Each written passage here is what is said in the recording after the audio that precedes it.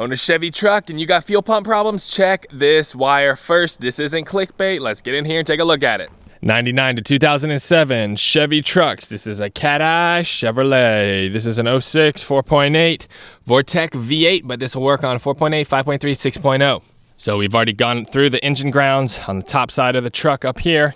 So the ground for the fuel pumps on these trucks, it goes in the wiring loom and grounds right to the frame.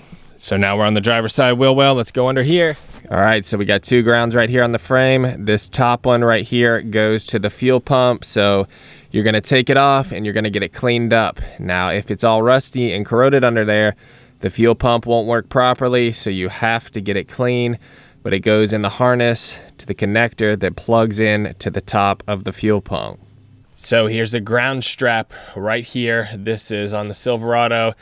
It goes from the filler neck to the chassis, and all it does is it helps sparks. You know, when you're putting the gas nozzle filling up, helps the sparks. To stop any sparks, it grounds them out. That's really all this does. So what happens is it's got a little float in there and it sends that signal through the harness back to the dash, and then it gets positive power directly from the wiring harness from the computer, goes into the top of the fuel pump. But to get the ground, some reason they decided to make a wire go from the top of the fuel pump to the side of the truck. I don't know why, don't ask me, but it's gotta be there in order to work properly. All right, 2002 Chevy Avalanche should be the same for earlier model Silverados. Let's go right down here. So there is the fuel pump ground right there. It goes over to the fuel pump, and then there's the fuel tank right there. So the wire goes to the top of the fuel pump. It goes in the harness that plugs into the top of the fuel pump. Now, I've already cleaned this one up, but if this thing is all rusty and corroded up under here, you got to get it cleaned up or else the fuel pump won't work properly. All right, I'm gonna get one of these grounds cleaned up for y'all real quick.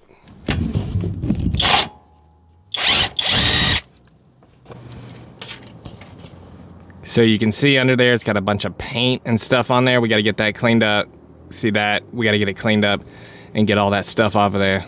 This one's not too bad. You got a Northern truck. That thing can be all rusted, but this one's not that bad.